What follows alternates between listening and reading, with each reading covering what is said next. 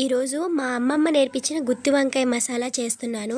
ముందుగా స్టఫింగ్ కోసం పల్లీలు, చెక్క, లవంగం, పచ్చిశనగపప్పు, జీలకర్ర, ఎండు కొబ్బరి, యాలకులు, గసగసాలు, నువ్వులు, వెల్లుల్లి, డ్రై రోస్ట్ చేసుకొని కొద్దిగా నీరు, ఉప్పు వేసి మిక్సీ పట్టుకోవాలి. వంకాయల్ని 4గా చీల్చుకొని దాంట్లో మనం స్టఫింగ్ పెట్టేసుకోవాలి. పొయ్యి మీద కళాయి పెట్టుకొని దాంట్లో 2 గరిటెల నూనె వేసి అది బాగా మరిగిన తర్వాత సన్నగా కట్ చేసుకున్న ఉల్లిపాయలు, కరివేపాకు వేసి బాగా కలుపుకున్న తర్వాత మనం స్టఫ్ చేసి పక్కన పెట్టుకున్న వంకాయని దాంట్లో వేసుకొని బాగా వేపుకోవాలి. ఈ బాగా కుక్ అయితేనే టేస్ట్ చాలా బాగుంటుందండి. ఈ విధంగా కుక్ అయిన తర్వాత మనం స్టఫ్ చేయగా మిగిలిన మసాలాను కూడా దాంట్లో వేసేసుకొని బాగా కలుపుకొని ఒక 10-15 నిమిషాలు అలా వేగనివ్వాలి ఎర్రగా.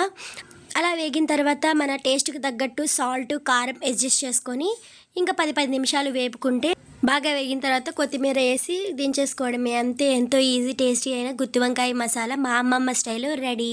Thanks for watching. Bye bye.